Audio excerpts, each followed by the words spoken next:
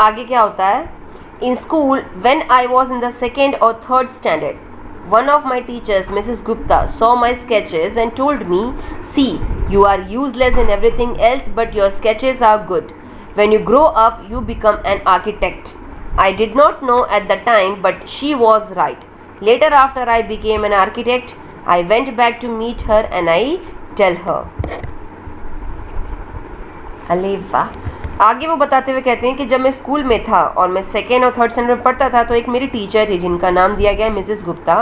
उन्होंने बहुत सारे स्केचेस यानी पेंसिल से जो हम ड्राइंग्स बनाते हैं वो उन्होंने देखा और उन्होंने मुझे ये भी बोला, देखो वैसे तो तुम बेकार हो, लेकिन पढ़ाई के अलावा अगर तुम्हारी स्केचेस के बारे में देखने जाएँ तो बहुत ही अच्छी हैं, तुम बड़े होकर के आर्किटेक्ट बनोगे। और मुझे उस टाइम ये नहीं पता था कि भाई ये जो बोल रही है वो बात सही है। बाद में जाकर के जब मैं आर्किटेक्ट बना तो मैं उनसे मिलने दोबारा स्कूल गया और उनको बताया कि देखो आपने जो कहा था आर्किटेक्चर को लेकर के, आर्किटेक्ट को लेकर के, मैं वो बन करके आ गया हूँ। तो बेला बोलती है, why do you think you did not like studies? Was it because you felt you could not cope? Could you deal with the curriculum? यहाँ पे क्या पूछती है कि क्या आपको क्यों लगता था कि आप पढ़ाई में कुछ खास नहीं कर सकते या आपको पढ़ाई नहीं पसंद? क्या वो इसलिए था क्योंकि आप उसमें अच्छा रैंक नहीं ला रहे थे या अपनी पोजीशन नहीं दिखा पा रहे थे, या फिर आप उसको हैंडल नहीं कर पा रहे थे, या फिर आपको डर लगता था कि आपकी जो पढ़ाई है वो काफ़ी कॉम्प्लिकेटेड है? तो हाफिज़ कहते हैं, I was very bad at languages, science and geography I could deal with, maths was very bad, I was just not interested, I was studying for the sake of studying, what they taught me today I would forget after 2 days. I would not bother because there was no application of mind there to begin with. वो क्या कहते हैं, मैं भाषाओं को लेकर के बहुत ही बेकार था, साइंस और ज्योग्राफी तो कुछ हद तक मैं कर भी लेता था, लेकिन गणित तो मेरा बहुत ही बेकार था और मुझे बिल्कुल भी पढ़ाई लिखाई में इंटरेस्ट नहीं था। मैं सिर्फ इसलिए पढ़ता था क्योंकि मुझे पढ़ना पड़ता था। उन्होंने जो कुछ भी मुझे सिखाया मुझे आज कुछ भी याद नहीं है। इवन तब भी मैं 2 दिन के बाद सब कुछ भूल जाया करता था और अब मुझे उससे कोई फ़र्क नहीं पड़ता है। क्यों? क्योंकि वहाँ उस टाइम जो भी मैंने सीखा था उससे आज कुछ लेना देना है ही नहीं। तो बेला पूछती है, did you think that what they taught in school was boring और did you feel once you understood the concept of what was being taught you lost interest in the rest of the lessons? तो वो क्या बोलती है कि आपको ऐसा लगता है कि स्कूल में जो सिखाया गया था वो काफ़ी बोरिंग था, या फिर आपको ये लगता है कि क्योंकि आप वो चीज़ें समझ चुके थे, आपके माइंड में वो जो डाउट्स था, जो कॉन्सेप्ट था, जो मीनिंग था वो क्लियर हो गया था, इसी वजह से बाकी का जो चैप्टर था उसमें आपको दिलचस्पी नहीं होती थी?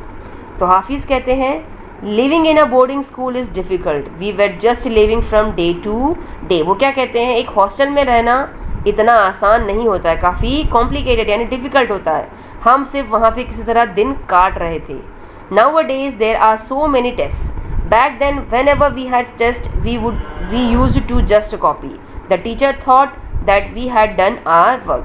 आज की डेट में ऐसे बहुत सारे एग्ज़ाम्स होते हैं, टेस्ट होते हैं, लेकिन पुराने ज़माने में देखने जाए तो जो टेस्ट हमने दी थी वो तो हमने कॉपी करके दी थी और टीचर को लगता था कि हमने हमारा काम बहुत अच्छे से किया है। तो बेला पूछती है, there is a contention that giftedness and learning disabilities go hand in hand. Do you think this applies to you?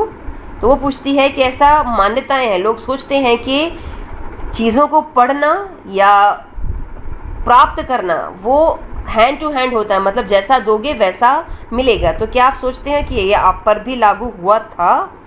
तो हाफिज़ कहते हैं, well take some students from my class, those who always stood first और second are today doing very ordinary jobs. वो क्या कहते हैं, वैसे मैं इसके बारे में ज़्यादा नहीं कहना चाहूँगा, लेकिन हाँ ऐसे बच्चे जो मेरे साथ उस टाइम पे मेरे क्लास में हुआ करते थे, जो फर्स्ट सेकंड रैंक लाते थे, आज की डेट में वो बहुत ही सामान्य नौकरियां कर रहे हैं। उसके अपोजिट जिन मेरी बात करूँ तो मेरा तो रैंक ही नहीं आता था और ज़्यादातर तो मैं कॉपी करके पास होता था, लेकिन मेरी आज खुद का एक आइडेंटिटी है।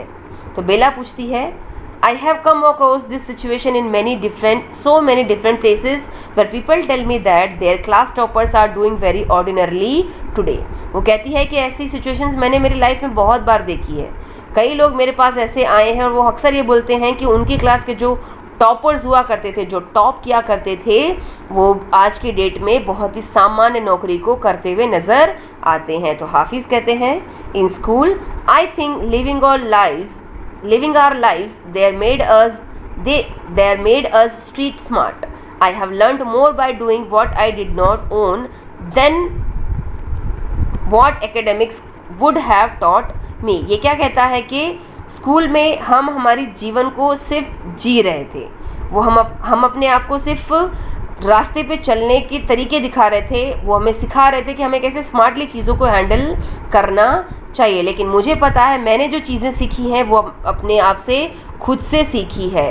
और वो कैसे सीखी है? जब स्कूल का एकेडमिक सेशंस होता था उससे नहीं, पर खेल कूद से, अपना दिमाग लगा करके, ना कि डिबेट में पार्टिसिपेट करके, ना कि स्पीच को डिलीवर करके। मैंने जो कुछ भी सीखा है अपनी मेहनत से, अपने इंटरेस्ट से सीखा है। तो बेला बोलती है, that is because the personality and skill were there. You were able to find expression in a manner you were comfortable with, and you defied every rule so that nobody would stop you from doing what you indeed needed to do. वो कहती है ऐसा क्यों संभव हो पाया?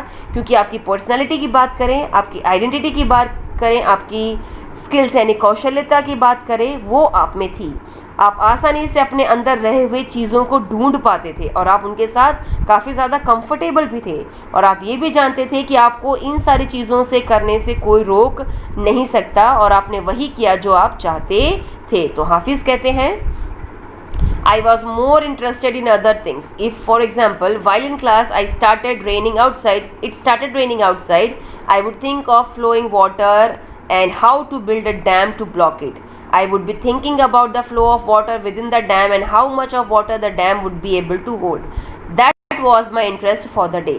वो क्या कहते हैं कि मेरा इंटरेस्ट शुरू से काफ़ी अलग हुआ करता था। अगर मैं आपको एग्जांपल दूं तो जब मैं क्लास में होता था और अगर बारिश शुरू हो जाती थी तो मैं ये सोचा करता था कि ये जो बहता हुआ पानी है इसको रोकने के लिए मैं कैसे डैम बनाऊं, कैसे उसको थामूं, रोकूं।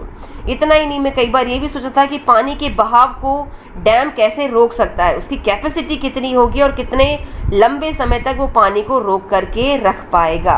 यही मेरा इंटरेस्ट होता था जब बारिश हुआ करती थी तब। When students lost in button while playing or fighting, they would come running to me and I would cut a button for them from chalk using a blade. Discipline in the school was very important and no student would afford to have a button missing. The students would get past dinner with a full neat uniform and after that it did not matter. अब यहाँ पे क्या बताया जा रहा है? जब बच्चे अपने बटन्स को खो देते थे, यानी खेलते वक्त या कूदते वक्त उनके शर्ट की बटन अगर मिस हो जाती थी, वो भाग करके मेरे पास आते थे और मैं उनको चॉक मीन्स जो बोर्ड पे इस्तेमाल किया जाता है उस चॉक से ब्लेड की मदद से काट करके उसको बटन का शेप दे करके मैं उनके शर्ट पे फिट कर दिया करता था। क्यों? क्योंकि स्कूल में जो शिस्त था वो काफ़ी इम्पॉर्टेंट हुआ करता था। अगर किसी बच्चे के शर्ट पे बटन नहीं है तो उसे खाना नहीं मिलता था। खाना ख़त्म करने के बाद भले आपका शर्ट कहाँ जा रहा है, आपके बटन्स हैं नहीं है, वो मैटर नहीं करता था, लेकिन खाने के समय तक आपका जो यूनिफॉर्म है वो नीट, क्लीन और टाइडी लुक में होना चाहिए था। तो बेला बोलती है, coming to the present, how do you decide as to what kind of structure you want to give a client. वो बोलती है, अगर मैं आज के बारे में बात करूं तो आपने सोच ही लिया होगा कि आपको किस तरीके का ढांचा अपने क्लाइंट को देना है। यानी यहाँ पे डिज़ाइंस के बारे में वो पूछती है कि आपका अगर कस्टमर आएगा तो आप कैसी डिज़ाइंस उसे देना पसंद करेंगे। हाफिज़ कहते हैं, I look at the client's face, his clothes, the way he talks and pronounces, the way he eats and I would know what his taste would be like. I can relate to people in way that would be comfortable. I sketch very spontaneously on a paper on the spot. That paper I give to my people in the office. वो क्या बोलते हैं कि सबसे पहले तो मैं client का फेस देखता हूँ, उसके कपड़े देखता हूँ, किस तरीके से वो बात करता है, किस तरीके से वो शब्दों का उच्चार करता है, किस तरीके से वो खाता है, उससे मुझे उसकी पसंद के बारे में आइडिया लग जाता है। तो मैं आसानी से ऐसे लोगों को जोड़ पाता हूँ कि उनकी चॉइसेस क्या होगी, उनकी कंफर्टेबिलिटी क्या होगी। उस तरीके से मैं उनके स्केचेस को स्पॉन्टेनियसली मतलब पूरी उत्साह के साथ पेपर पे बनाता हूँ और वो पेपर फिर मैं जा कर के अपने ऑफिस के लोगों को दे देता हूँ।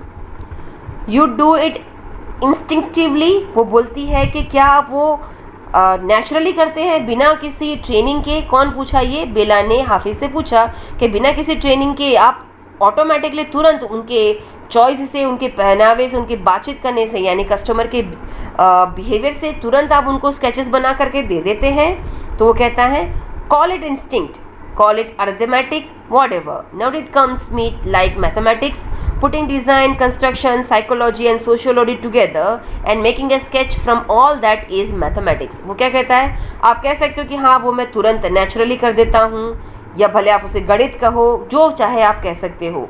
वो मेरे लिए एक गणित जैसा है। डिज़ाइंस को एकत्र करना, उसको बनाना, उसमें मनोविज्ञान, अपना दिमाग लगाना, उसमें समाज का ध्यान रखना, उन सब को डालने के बाद मैं एक स्केच को तैयार करता हूँ, और ये कहीं ना कहीं एक गणित के शास्त्र जैसा ही है। Here we almost come to a full circle with where Mr. Contractor has derived his own interpretation of mathematics, taking it from a subject he hated to a subject he now loves dealing with. अब यहाँ पे क्या बताया जा रहा है? तो यहाँ पे हमने इस कॉन्वर्जेशन से क्या सीखा कि मिस्टर कॉन्ट्रैक्टर जो है, मिस्टर हाफिज़ जो हैं, उन्होंने खुद की जो सोच है गणित को लेकर के बताया। उन्होंने कहा कि एक समय में वो सब्जेक्ट से बहुत नफ़रत किया करते थे, लेकिन आज की डेट में इस गणित को वो डील करना यानी पसंद करते हैं। तो यहाँ पे सिंपली हमें इस चैप्टर से ये सीखने को मिलता है कि लाइफ में हर बच्चा ज़रूरी नहीं है पढ़ाई लिखाई में आगे हो। उसकी खुद की कुछ स्किल्स होती हैं, खुद की कुछ सोच होती है, खुद की कुछ इच्छा होती है, जिस पर अगर वो कंट्रोल ना करे तो वो लाइफ में कभी ना कभी बहुत अच्छा इंसान बन करके, एक सक्सेसफुल मैन बन करके आ सकता है। तो यहाँ पे ये जो टाइटल है द ट्रेजर विद इन, अपने आप में हमें यही बताने की कोशिश कर रहा है कि हर व्यक्ति के अंदर एक ऐसा खजाना छुपा हुआ है जिसे हमें खुद खोजने की ज़रूरत है। तो ये था आपका chapter the treasure with in. I hope आपको ये चैप्टर अच्छे से समझ में आ गया होगा। नेक्स्ट वीडियो में हम इसके मीनिंग्स एंड क्वेश्चन आंसर्स के बारे में डिस्कस करेंगे। तो चलो फटाफट देख लेते हैं इसके क्वेश्चन आंसर्स, जिसमें पहला आ रहा है व्हाट डिड हाफिज़ कॉन्ट्रैक्टर हैव नाइटमेयर्स अबाउट। हाफिज़ कॉन्ट्रैक्टर को किस चीज़ का डरावना सपना आता था? तो हम जानते हैं कि वो मैथ्स के एग्ज़ाम में एग्ज़ाम देने चाह रहे थे जहाँ पे उनको कुछ भी आता नहीं है। इस चीज़ का जो डर था वो कंटिन्यू उनको सता रहा था। सेकंड क्वेश्चन है what did the principal said to him which influenced him deeply. Principal ने उनको ऐसा क्या बोला जिसकी वजह से उन्हें काफ़ी ज़्यादा जो उनके वर्ड्स है प्रिंसिपल के, उनको काफ़ी ज़्यादा प्रभावित किए। तो हम जानते हैं कि जब वो 11th स्टैंडर्ड में आते हैं तब उनके प्रिंसिपल ने उनको बुलवाया, उनको कहा कि मैं तुम्हें शुरू से लेकर अब तक देखता आ रहा हूँ, मैंने तुम्हें हमेशा ध्यान रखा, तुम्हारे बारे में हमेशा सोचा, लेकिन अब वो समय आ गया है कि जब तुम्हें खुद के बारे में सोचना पड़ेगा। उन्होंने 5 मिनट तक बात की और उन्होंने सारा कुछ बताया कि कैसे तुम्हारे माँ के ना होने पर, तुम्हारे बाप के ना होने पर तुम्हारी माँ ने तुम्हें अच्छे से क्या कहते हैं समझाया और कैसे तुम्हें बड़ा किया है। उन्होंने ये भी बोला कि अब वो समय आ गया है कि जब तुम्हें इस चीज़ के बारे में सोचना चाहिए, तुम्हें पढ़ाई के बारे में ज़्यादा सीरियसली होना चाहिए। थर्ड क्वेश्चन आ रहा है that year I did not step out on to the field, what was he busy doing that. उस साल, जिस साल प्रिंसिपल ने उनको बुला करके समझाया था, उस साल वो मीन्स हाफिज़ यहाँ पे खेलने नहीं आते हैं बाहर। क्यों नहीं आते हैं, इसका क्या मतलब है? क्या वो बिजी थे? क्योंकि उसी साल प्रिंसिपल ने, आंसर देखने जाएं तो प्रिंसिपल ने उनसे कुछ बात की थी और वो जो शब्द थे उनको इतना ज़्यादा प्रभावित किया कि वो कभी भी फील्ड पे यानी खेलने के लिए बाहर मैदान में नहीं आते। ऑल्दो देखने जाएं तो वो सीनियर चैम्पियन थे कई सालों तक और अपने क्रिकेट टीम के वो कैप्टन भी थे, फिर भी उन सभी चीज़ों को किनारे करके वो साल उन्होंने सिर्फ प्रार्थना की, खाया और पढ़ाई किया, जिसकी वजह से वो कहते हैं कि मैं पूरे साल बाहर खेलने आता नहीं था, मैं सिर्फ अपनी पढ़ाई को लेकर के कॉन्सेंट्रेट करता था। फोर्थ क्वेश्चन का क्वेश्चन नंबर 1 है व्हाट डिस्ट्रैक्शन डिड हाफिज़ कॉन्ट्रैक्टर क्रिएट वन डे। किस तरीके का डिस्ट्रैक्शन यानी भटकाने का काम किया था हाफिज़ ने एक दिन। तो तो हम जानते हैं कि उस दिन हाफिज़ जो थे वो पढ़ने के मूड में नहीं थे और वो चोर पुलिस खेलना चाहते थे। इसीलिए उन्होंने टीचर का ध्यान भटकाने के लिए चोर पुलिस वाली जो गेम है वो शुरू कर दी। अब चोर पुलिस की गेम क्या होता है, जिसमें बच्चे जो हैं वो छुप जाता है, एक चोर बनता है और बाकी सारे जो हैं पुलिसमैन उसको ढूंढने की कोशिश करते हैं। और इस चीज़ में उसने लगभग 1 घंटा टीचर का बर्बाद किया था। सेकेंड क्वेश्चन आ रहा है, would you have like to participate in the distraction had you been with him. क्या कहा जा रहा है कि क्या आपको इस तरीके के गेम में खेलने का या इसका हिस्सा बनना आपको पसंद आएगा। तो हाँ, हम ये गेम का हिस्सा बनना ज़रूर चाहेंगे क्योंकि हाफिज़ इस गेम को शुरू किया था। चोर पुलिस का गेम जो होता है वो पूरे क्लासमेट्स के साथ खेला जाता है और जो हाफिज़ के हिसाब से उनके स्कूल का सबसे बेस्ट मेमोरेबल टाइम माना जा रहा था। उस टाइम उनको पता लगी कि ऐसी बहुत सी यादें हैं जो उन्होंने अपने दोस्तों के साथ बनाई हैं, वो भी किसके साथ साथ, एजुकेशन के साथ साथ। यानी पढ़ाई लिखाई ज़रूरी है लेकिन एजुकेशन भी इम्पॉर्टेंट है। So it is good to have distractions like these once in a while because as the Nobel laureate Dr. APJ Abdul Kalam said, sometimes it is better to bunk a class and enjoy with friends because today when I look back, marks never make me laugh but memories do। यहाँ पे क्या कहा जा रहा है कि हाँ, इस तरीके से जो डिस्ट्रैक्शंस होते हैं, टीचर को भटकाना जो होता है वो कभी कभी क्लास में होना चाहिए क्योंकि एक बहुत ही अच्छे व्यक्ति ने, किसने, एपीजे अब्दुल कलाम जी ने कहा था कि कभी कभी क्लास को बंक कर लेना चाहिए और दोस्तों के साथ एंजॉय भी करना चाहिए क्योंकि वो जब पलट के देखते हैं तो उनको उनके मार्क्स याद नहीं आते थे कि उन्होंने फर्स्ट सेकंड स्टैंडर्ड में कितने मार्क्स लाए थे, लेकिन वो ये याद करते थे कि कैसे उन्होंने अच्छे अच्छे दिन अपने दोस्तों के साथ बिताए थे। अब बात करते हैं क्वेश्चन नंबर 5 के बारे में। Hafeez Contractor wanted to join the police force, why didn't he. Hafeez जो थे वो पुलिस फोर्स को ज्वाइन करना चाहते थे लेकिन उन्होंने क्यों ज्वाइन नहीं किया, क्योंकि हम जानते हैं उनकी माँ ने आकर के बोला कि बेटा तुम क्या ज्वाइन करो, ग्रेजुएशन कंप्लीट करो, और इस वजह से वो एडमिशन ले लेते हैं जय हिंद कॉलेज में। 6th क्वेश्चन है, in the architects office Hafeez Contractor was advise to drop everything and join architecture, why. हम जानते हैं कि हाफिज़ ने कॉन्ट्रैक्टर के ऑफिस में जाना शुरू किया था अपनी कज़िन से फ्रेंच लैंग्वेज को सीखने के लिए, लेकिन क्यों उनके ऑफिस के एक बंदे ने आकर के उनको बोला कि तुम आर्किटेक्चर ज्वाइन करो और पढ़ाई लिखाई छोड़ दो।